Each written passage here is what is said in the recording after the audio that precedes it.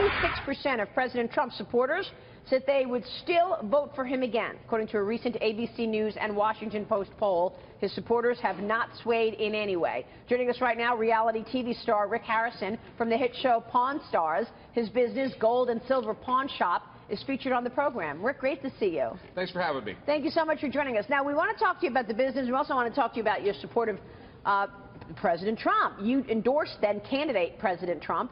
How do you think he's doing? I think he's actually doing a good job. I mean, you wouldn't know that from watching the news. He gets some decent press on Fox. No, it's I mean, there's just a lot to be done, and you can look at the economy. I mean, the effects of the 8 years of Obama is finally showing up. I mean, we had 0.7 GDP growth in the last quarter, and if you figure GDP the way we did 4 years ago, that would be negative growth.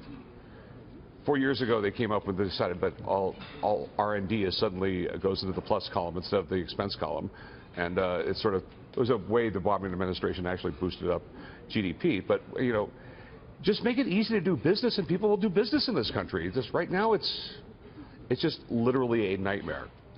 Yeah. Well, you know, what do you think he's doing well? I mean, you say you think he's doing a good job. What's most important to you in terms of what he's doing well? What I really hope on growth and jobs? Yeah, I mean, like, get rid of the regulations, get rid of Obamacare, lower my taxes, and I'll open more businesses. I'm a serial business opener, an entrepreneur. I mean, I have a publishing company, I have a production company, I have a bar, I have a restaurant, I build shopping centers. I do a little bit of everything. Making money is like my 34th favorite thing in the world. Rick, so my question is, the couple things you mentioned, do you think, based on everything going on in Washington, that, you know, we will see a health care pass? You're going to see tax reform? I know what you want, and I think a lot of the country wants some things done, but well, there's so much obstructionism. But based on where things are, what do you think gets done legislatively? I think they can get the taxes passed, because I think the Republicans they need to. I mean, they're politicians, but I think they are smart enough to realize that if they don't do something about taxes, they're not going to stay in office. I think they realize that too. Yeah. Yeah. It's you know, and I mean, the American public doesn't know. I mean, I tell my employees all the time, do you know that I match your Social Security, I match your Medicare? You ever heard of suit tax or food tax or the other 50 other taxes I have to pay? It's and death by 1,000 cuts. Oh, but no, it's death by 1,000 cuts. I mean, like just my pawn business. It's the Obama administration made it illegal for me to loan any money to anyone in the military. I have one compliance guy just for a pawn shop. You know, it's everything from Homeland Security, FBI, the local police department, IRS, all these regulations I have to keep an eye on constantly, and it's overwhelming for a smaller business. Robert, what do you say about that? You were an advisor to President Obama. Yeah. What do you want to say to Rick? You know, listen, I think on the tax side, I've been for tax reform all along. One of with the administration, with having a Republican House during that time, they had to do it revenue neutral. There was zero chance of getting tax reform passed revenue neutral. If you look at the Trump plan today, we're talking about tax cuts. If you're talking about tax reform, there's zero chance he's going to be doing it revenue neutral.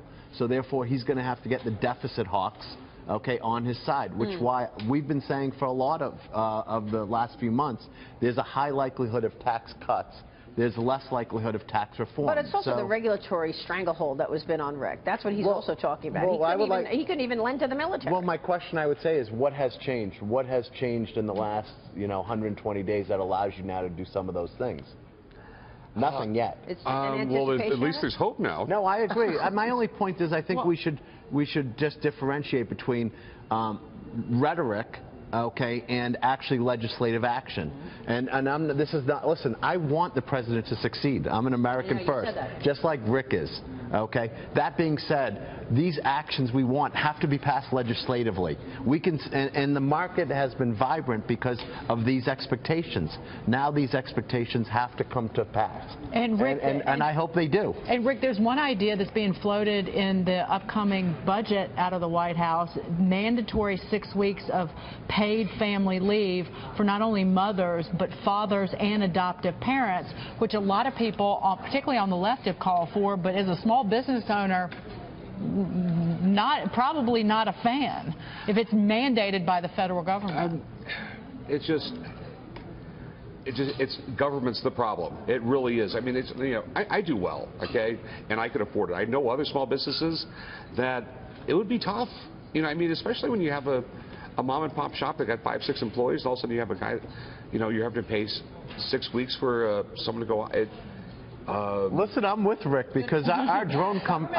No, listen, our drone company has now 50 employees, so we're now at that new threshold, and we're going through all of these regulatory kind of check and balances. We have now, you know, a bunch of HR and compliance officers. Yeah. I hear you as a small business. That being said, I agree with Rick. There's a new vibrancy for the business community, and it seems that, you know, I hope you're doing much better. I certainly watch you all the time. I'm doing well. I mean,